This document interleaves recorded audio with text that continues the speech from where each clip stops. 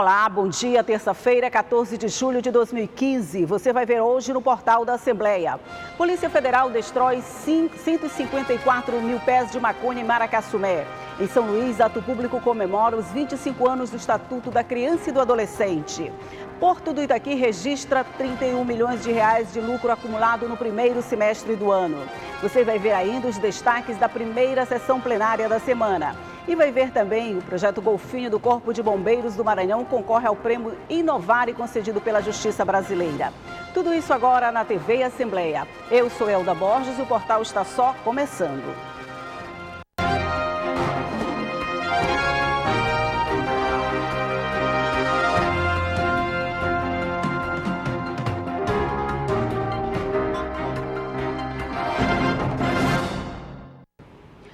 Uma operação da Polícia Federal incinerou 154 mil pés de maconha em Maracassumé, no oeste do Maranhão, na divisa com o Pará. A região é onde vivem os indígenas Auaguajá, considerada a tribo mais ameaçada de extinção do mundo. O total destruído equivale a 38 toneladas da droga. 4 helicópteros foram utilizados na operação, que apreendeu armas, sementes e 4 caminhões. Os veículos foram abandonados no interior da Reserva Ecológica do Gurupi, área de mata amazônica que deveria ser reservada a cientistas e pesquisadores. Um dos veículos estava cheio de madeira cortada. Um trator utilizado para desmatar a floresta também foi queimado. O Estatuto da Criança e do Adolescente completou ontem 25 anos. Em São Luís, um ato público mobilizou ativistas e toda a rede de proteção à infância e juventude do Estado. O ECA foi criado por meio de uma lei federal e é considerado o documento mais importante de garantia de direitos dos menores de 18 anos. Ativistas prepararam faixas e cartazes para celebrar os 25 anos do ECA, Estatuto da Criança e do Adolescente. Ao longo desse tempo, cerca de 20 leis entraram em vigor, modificando o Estatuto. E ainda estão em tramitação na Câmara dos Deputados mais de 500 propostas para alterar o ECA, pelo menos 50 delas com o intuito de endurecer a punição aos jovens do país. Durante o ato, representantes de órgãos públicos e movimentos sociais de luta pelos direitos das crianças e adolescentes de todo o estado se manifestaram contra a redução da maioridade penal. O evento foi realizado na Praça Deodoro, em frente à Biblioteca Benedito Leite, palco de muitas manifestações. Na oportunidade, o Maranhão se juntou à Frente Nacional e às demais frentes estaduais contra a redução da maioridade penal, a fim de promover ações e atividades de mobilização e incidência política contra a PEC 171/93. Para quem atua na rede de proteção à infância e juventude, reduzir a maioridade de 18 para 16 anos não é a solução. O deputado Rigo Teles repercutiu ontem, durante a primeira sessão plenária da semana, a visita da Comissão de Obras e Serviços Públicos à Barra do Corda, onde foram constatadas irregularidades em obras conveniadas com o governo em 2014. Já o deputado Josimar de Maranhãozinho apresentou indicação, pedindo à mesa diretora da Assembleia que encaminhe expediente ao governador Flávio Dino, no sentido de solicitar providências para a criação de uma agência de atendimento no Sistema Nacional de Emprego, o Cine, no município de Governador Nunes Freire. A reportagem sobre tudo que foi discutido na sessão plenária você assiste no portal da Assembleia, segunda edição, que começa a partir de 1 da tarde. O Tribunal de Contas do Estado possui um sistema de auditoria eletrônica que permite o controle online da despesa de todos os municípios maranhenses. A ferramenta de tecnologia de informação possibilita o acompanhamento em tempo real da execução orçamentária do governo, prefeituras, câmaras municipais e demais órgãos públicos. O SAI já é considerado um marco na atuação do TCE. Estas caixas guardam um retrato de um passado, quando as prestações de contas de municípios e câmaras maranhenses eram feitas de maneira física por meio de documentação em papel. Há 3 anos o processo mudou e agora o Tribunal de Contas do Estado entra definitivamente na fase virtual e prepara a prestação de contas em tempo real. Uma ferramenta que está sendo desenvolvida há 4 anos por técnicos do TCE é o Sistema de Auditoria Eletrônica, o SAI. Funciona como mais uma forma de transparência, como explica o gestor de Unidade Técnica de Controle Externo do Tribunal. Um controle onde a despesa, a elaboração de receitas são acompanhadas em tempo real e não de maneira posterior. Com isso, a gente consolida um controle externo efetivo, transparente, concomitante e que resulta numa melhor aplicação de políticas públicas para o cidadão, que é o que de fato interessa. O sistema dá agilidade na prestação de contas. Esta técnica me explica como funciona o SAI. Aqui está a lei orçamentária, com toda a previsão de receita do que ele vai arrecadar no exercício e com toda a previsão do que ele vai gastar durante o ano. Com a nova ferramenta, a partir do ano que vem, os municípios deverão encaminhar as peças orçamentárias como o PPA, LDO e a LOA para o tribunal por meio do sistema. Isso vai aperfeiçoar o sistema de fiscalização do Tribunal de Contas do Estado. Recentemente o tribunal implantou uma ouvidoria que vai captar essas informações. Então, não adianta só ouvir, a gente precisa informar. Na verdade, o que se objetiva é informar o cidadão para que ele acompanhe transparência e controle de maneira mais efetiva. O sistema terá ainda a vantagem de aproximar e estreitar as relações entre o Tribunal de Contas do Estado e a sociedade civil organizada e deixar a população mais informada sobre os gastos de seu município. Com esta nova ferramenta, o Tribunal de Contas do Estado disponibiliza para a sociedade uma forma de controle em tempo real. Assim, a população dos municípios vai poder cobrar do prefeito a execução do orçamento da forma como ele foi elaborado. O gestor de Unidade Técnica de Controle Externo do TCE diz ainda que, neste aspecto, a população será importante para o controle dos gastos orçamentários. A partir da captura antecipada ou concomitante de dados, faz com que o tribunal defina melhor suas matrizes de auditoria, os seus riscos e planeja antecipadamente a sua ação. Veja no próximo bloco. O Porto do Itaqui registra 31 milhões de reais de lucro acumulado no primeiro semestre do ano. E no estúdio, uma entrevista sobre o assunto, logo após o intervalo.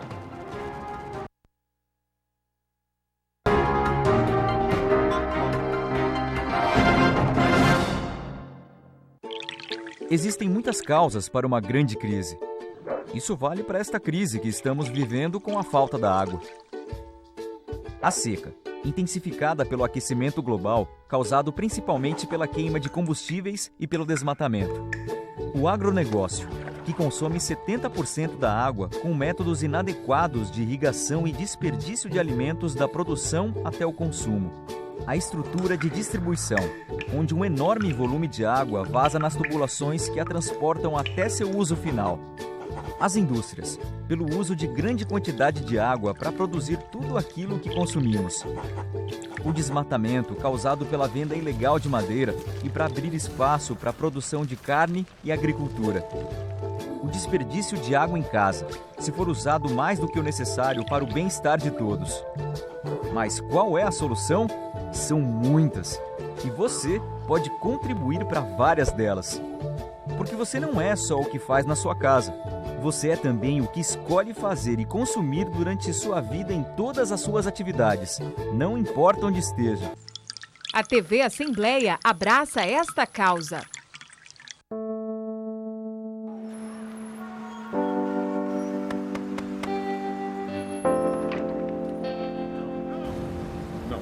E se de repente ninguém mais aceitasse? Ninguém mais deixasse passar? Ninguém fechasse os olhos para a corrupção? E se todos se unissem para dizer não a qualquer tipo de corrupção, por menor que seja? Os ministérios públicos de 21 países ibero-americanos estão mobilizados contra a corrupção. Trocando informações, investigando, levando criminosos aos tribunais. Muito já foi feito e isso não pode parar. Vamos juntos dizer não à corrupção. Acredite nisso. Procure o Ministério Público e junte-se a nós nesse grito. Corrupção, não.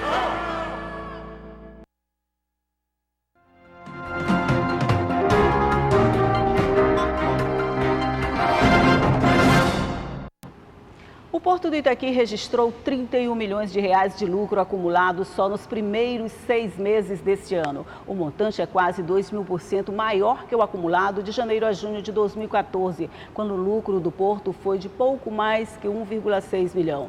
Sobre esse assunto, eu converso agora com o presidente da empresa maranhense de administração portuária, Ted Lago. Olá, bom dia. Bom dia, como vai? Seja bem-vindo ao nosso programa. Obrigado, é um prazer, uma honra. Esse lucro que a gente está revelando agora, falando sobre ele agora, ele representa muito em termos de crescimento econômico do porto, não é isso? Sem dúvida. Acho que desde o início da nossa gestão, quando eu recebi o convite do governador para assumir a empresa maranhense de administração portuária, o foco principal é melhorar os resultados do porto, né? O porto tem um papel importante no desenvolvimento do estado do Maranhão, não só do Maranhão, mas de toda a região hoje chamada Centro-Norte, né? E nosso trabalho foi muito focado nisso, né? Um ataque na redução das despesas, melhorias operacionais.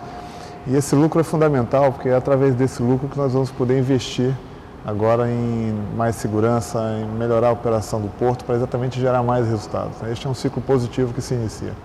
Pois é, esse ciclo positivo se inicia com essa melhoria no lucro e, ao mesmo tempo, redução nos custos. Como é que vocês conseguiram fazer essa equação de aumentar tanto o lucro e, mesmo assim, diminuir as despesas? Eu acho que foi um trabalho de gestão, né? Um trabalho de equipe, não é só meu, é um trabalho de toda a equipe que nós estamos trabalhando juntos de conscientização do papel que a EMAP tem para o desenvolvimento do Estado, né? Fizemos esse chamado logo no início da gestão, o governador Flávio Dino nos visitou, fez esse apelo também e tem dado resultado.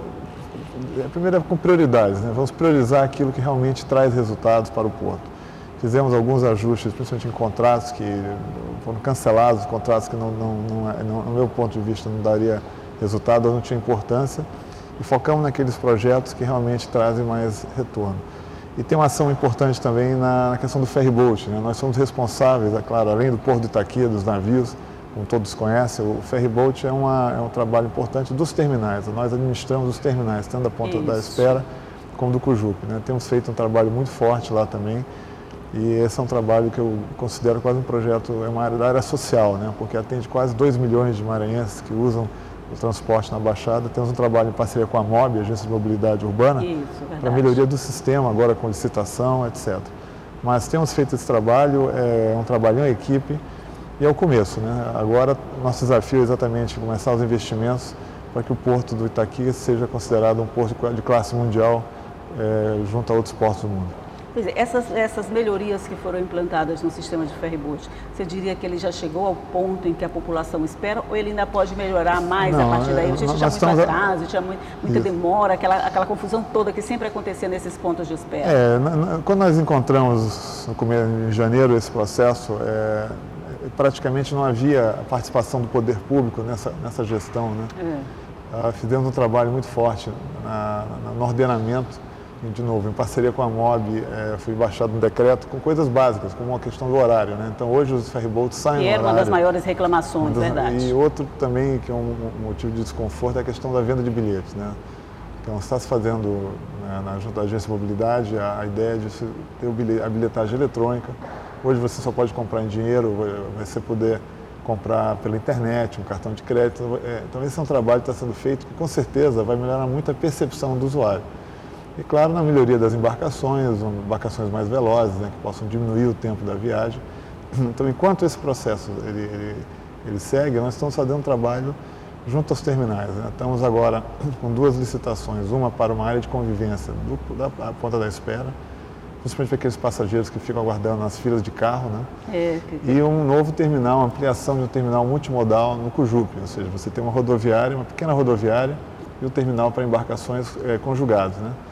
E sempre atenção, no caso, um exemplo, de embarque de idosos, de crianças de colo, né, mães grávidas, gestantes. Detalhes pequenos que vão dar uma melhoria. É isso que eu acho que faltava e que nós estamos fazendo. Claro, além dos investimentos em infraestrutura, aquela questão do serviço, né? Um exemplo, nós mandamos a nossa equipe conhecer as operações do aeroporto de São Luís, né? Como o passageiro ele é embarcado, como ele é tratado, e essa experiência, junto que nós vimos com a Infraero, trazer para os terminais do ferryboat. Ah, interessante, muito interessante. São esses detalhes que, de alguma forma, a espera é ruim, mas vai tornar essa espera um pouco mais enfadonha, vamos dizer assim, do que ficar naquela fila de carro esperando a hora de embarcar. Porque não se tinha os horários, né? Os horários eles eram muito flexíveis, eram dilatados. Agora, o que nós queremos é que o cidadão ele comece a se planejar.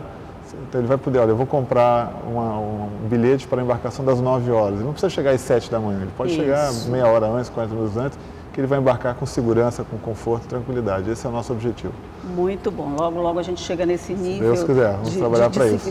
De civilidade. Respeito ao cidadão. Acho que é uma das linhas que o governador Flávio Dino tem nos colocado, uma das nossas prioridades. Ok, ainda com relação aos trabalhos do Porto do Itaqui, com esse processo de crescimento, com certeza o processo de exportação também aumentou muito. De alguma forma pequena, a indústria, a média indústria, ela pode participar desse processo? Esse é um processo acessível a elas? Sim, o Porto Itaqui, nós estamos dialogando com outras secretarias, como Indústria e Comércio, como Agricultura, né? E exatamente na construção de um projeto coletivo, conjunto, né? De como nós podemos integrar e fomentar novos negócios, principalmente para o pequeno e médio produtor, pequeno e médio industrial, comerciante. Temos levado também a mensagem que o Porto do Itaqui não é apenas o Porto de São Luís ou do Maranhão, ele é o porto hoje que atende praticamente 7 estados brasileiros, que vão Mato Grosso, região do Matopiba, né, que está muito falado e agora foi formalizado pela presidenta Dilma, né? Então, nós temos ido a feiras agrícolas nessas regiões que usam o porto como canal de escoamento. Temos a inauguração do Tegran, terminal de grãos, que só esse ano já foram mais de 41 mil carretas de soja exportadas pelo porto, né? Graças a Deus, sem problemas. Então, há um aumento da importância regional do porto. Agora, como nosso trabalho, qual é o nosso desafio? Incluir, como você muito bem falou, o pequeno e o médio produtor, aquele produtor de frutas, aquele pequeno produtor de hortifruti granjeiros, né? Isso. Então, adequando o porto com investimento de quase 12 milhões de reais para prepará-lo para exportação de contêineres refrigerados, ou seja, para a gente poder exportar carne congelada, frango congelado, suínos, porque o mundo está crescendo, né? E a questão do alimento sempre vai ser uma necessidade. A gente fala em crise do petróleo, crise da energia, mas o alimento... Todo mundo vai precisar de comida comer, sempre. porque a população está crescendo. E o Maranhão ele tem uma posição estratégica, temos clima, temos solo, né? Temos rios, água à vontade, um clima estável. E agora temos um líder, né? Sensível a essa causa, que é o governador Flávio Dino. E o nosso trabalho é exatamente unir tudo isso e fazer o porto como um vetor de exportação. Se a gente já cresceu tanto, só em 6 meses, a gente pode ter a perspectiva de que a gente pode crescer muito mais. Se eu perguntasse agora para o senhor quais são os novos desafios, quer dizer, os mais imediatos ou que o senhor considera mais prioritários, teria alguns assim? O crescimento tem ocorrido e o grande desafio exatamente é na infraestrutura portuária, né? Então nós estamos quase no limite de operação dos nossos berços de atracação, né? Então, a média internacional é em torno de 65% de utilização. Nós temos berços com 92%. Então, isso gera... acima da média, então, isso gera as filas, né, que nós vemos os navios ancorados aí na Baía de São Marcos. Isso é ruim porque tem uma taxa, para você ter uma ideia, a diária de um navio ancorado fora, ele é quase $20 mil, né? Então, se o navio passa 10 dias ancorado, são $200 mil, e a mera carga é o custo Brasil que nós falamos.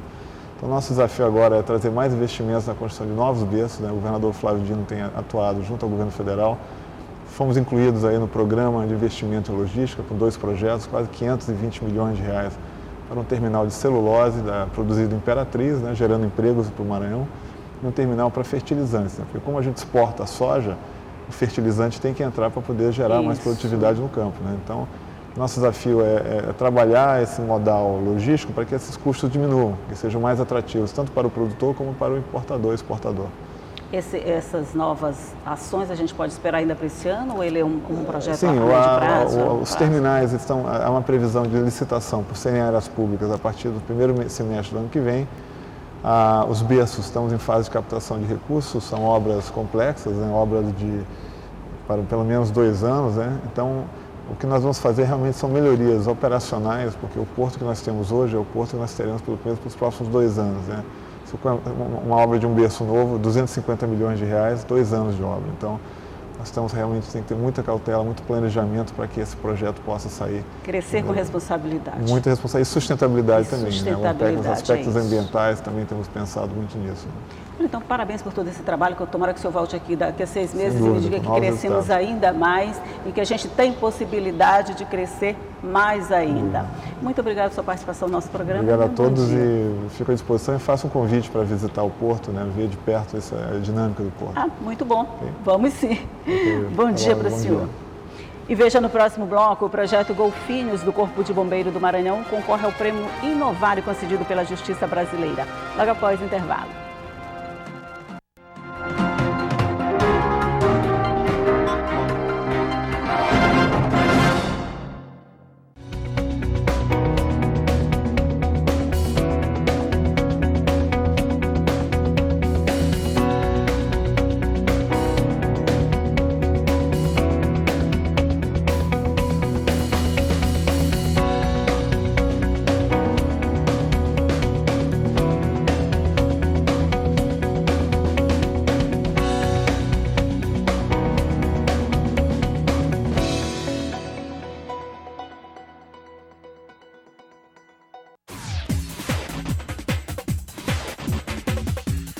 Você sabia que a cobrança indevida de dívida deve ser devolvida em dobro? Está previsto em lei. O artigo 940 do Código Civil e 42 do Código de Defesa do Consumidor dizem: aquele que demandar por dívida já paga ficará obrigado a pagar ao devedor, no primeiro caso, o dobro do que houver cobrado. Já a cobrança de parte de uma dívida, sem ressaltar as quantias já pagas ou cobrar a mais que o valor devido, ficará obrigado a pagar ao devedor o equivalente do que dele foi exigido. Se o consumidor que identificar algum erro nos seus dados cadastrais, também pode exigir a correção desses dados cadastrais, devendo ser atendido no prazo de 5 dias úteis. O mesmo ainda deverá ser informado quando a correção for efetivada.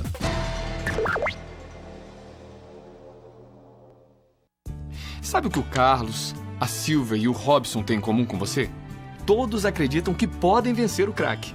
O Carlos trabalha na repressão ao tráfico para reduzir a oferta de drogas. A Silvia cuida da saúde dos usuários e dá apoio às famílias. E o Robson orienta e informa os jovens sobre como se prevenir. Você também pode ajudar a enfrentar o crack. Informe-se. Prevenir, cuidar, proteger. Juntos podemos vencer o crack. Governo Federal.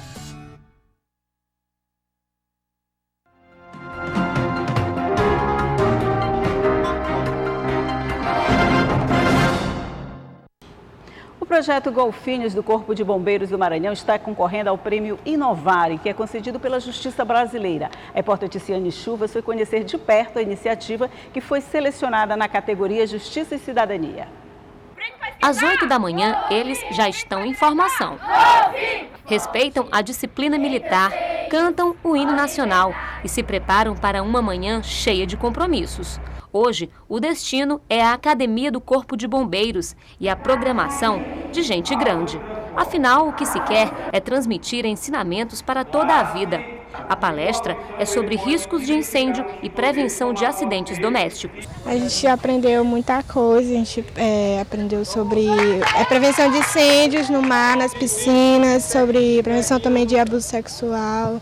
A importância do projeto com crianças da cidade é que eles tenham conhecimento, eles podem agregar conhecimento ao que eles já têm na escola e também no momento de férias, na qual ele não tem as informações de professores, nós estamos colocando uma formação a mais com crianças que poderiam estar em locais de vulnerabilidade social. Essas atividades fazem parte do projeto Golfinho, desenvolvido pelo Corpo de Bombeiros Militar do Maranhão. 3 vezes por semana, durante todo o mês de julho, 50 meninos e meninas de 8 a 13 anos chegam cedo ao posto dos bombeiros da litorânea para se tornarem melhores cidadãos.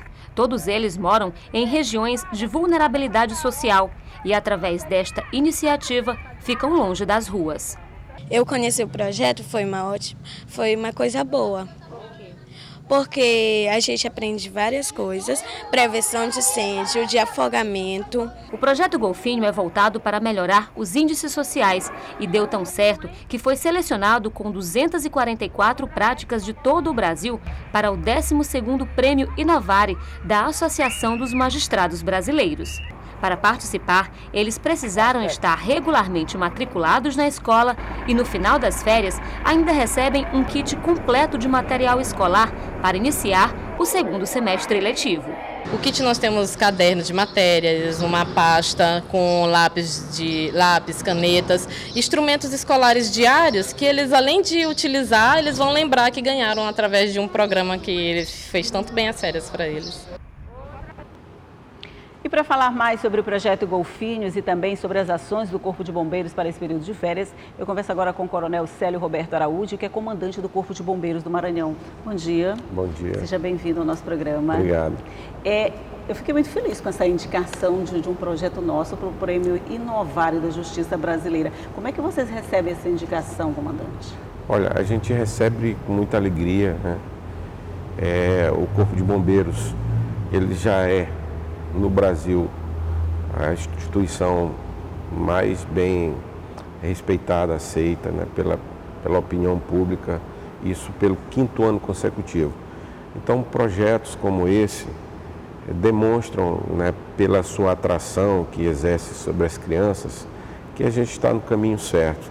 A criança idealiza o bombeiro como seu herói. É verdade. E isso para a gente passa a ser importante, porque nós temos a condição de, tendo essas crianças conosco no período agora de férias, e passar para eles noções de cidadania, de valores morais, né, tão arranhados, né, ultimamente, isso para a gente é muito bom. Além do que a gente está passando para eles a serem cidadãos no futuro bem melhor, desde agora já trabalhando com prevenção.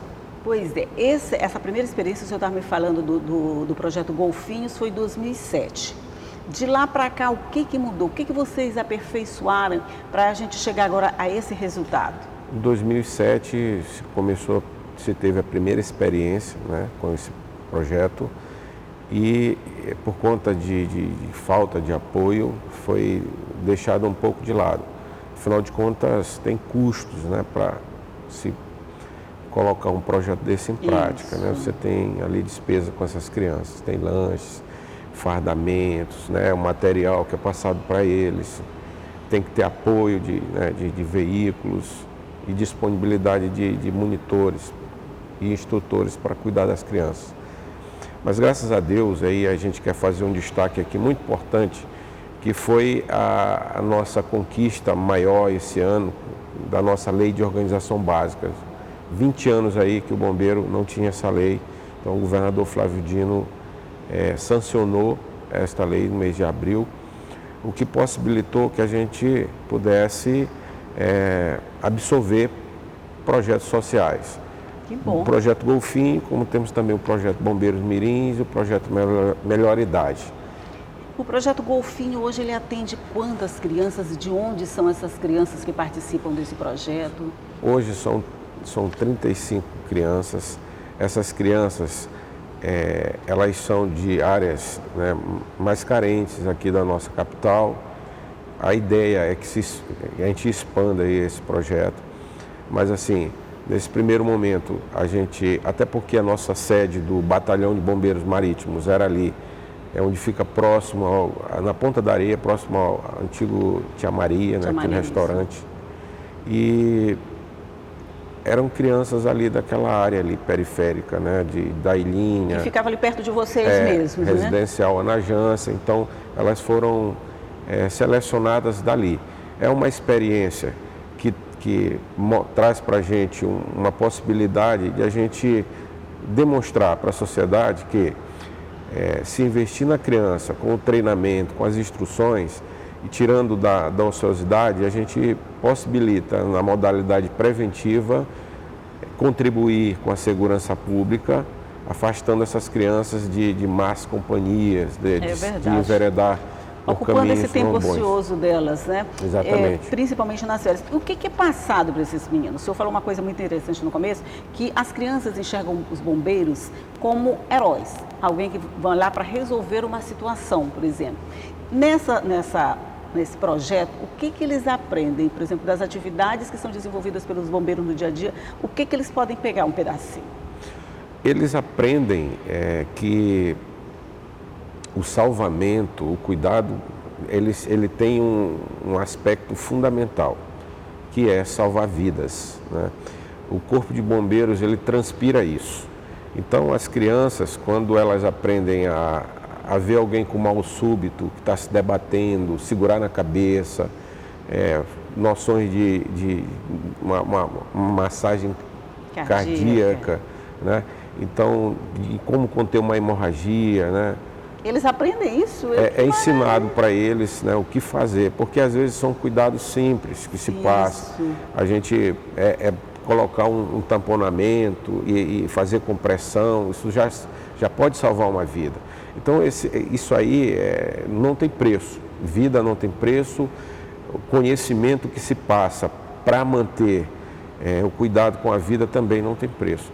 E isso aí empolga, né, os nossos bombeiros que estão repassando esses conhecimentos para essas crianças. Eu acho que empolga os bombeiros, mas empolga muito mais essas crianças que estão mexendo com a autoestima delas. Você já imaginou a alegria de uma criança se ela se depara assim com desse tipo de acidente que o senhor falou e de alguma forma ela consegue contornar aquela situação, ela consegue salvar uma vida? Você já imaginou o que isso pode fazer na vida de uma criança? Pois é.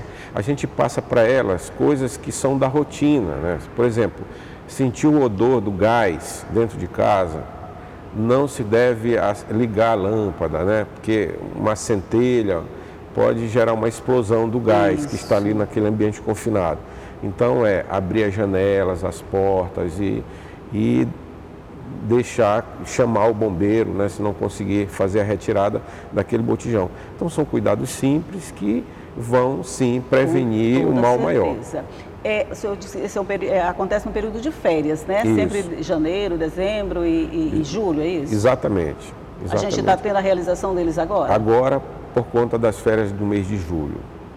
Essas crianças que foram assistidas no começo, sempre da Ilínia e da Ana Jansen, continuam esses mesmos bairros? Ou vocês de alguma forma já estão atendendo outras crianças ou ainda não chegamos a esse nível? A dimensão desse projeto é o estado do Maranhão.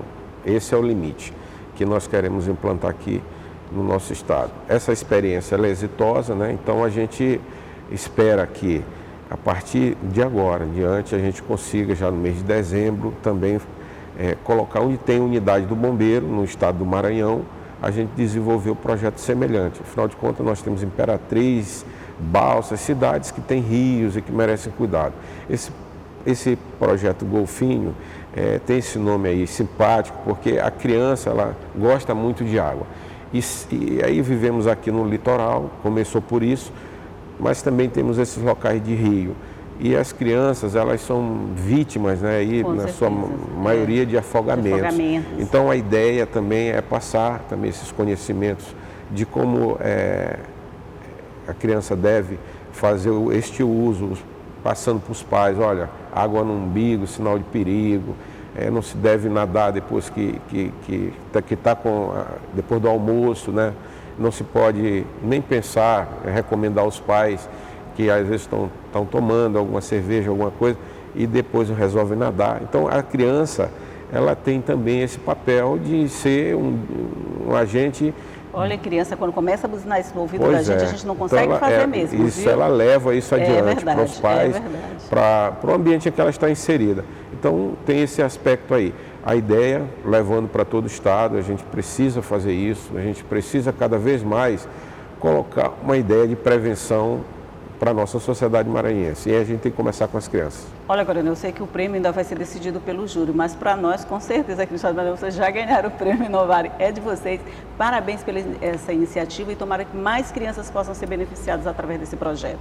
Tá. Eu gostaria de agradecer aí aos nossos militares, né, que estão à frente, ao capitão Espíndola, a cabo Jéssica, né, que estão trabalhando com isso aí. É muito importante aí o trabalho que eles têm feito. Parabéns a eles. Com toda certeza, toda a equipe está de parabéns. E você pode rever as entrevistas de hoje, todo o conteúdo do jornal no site da Assembleia, que é o al.ma.leg.br.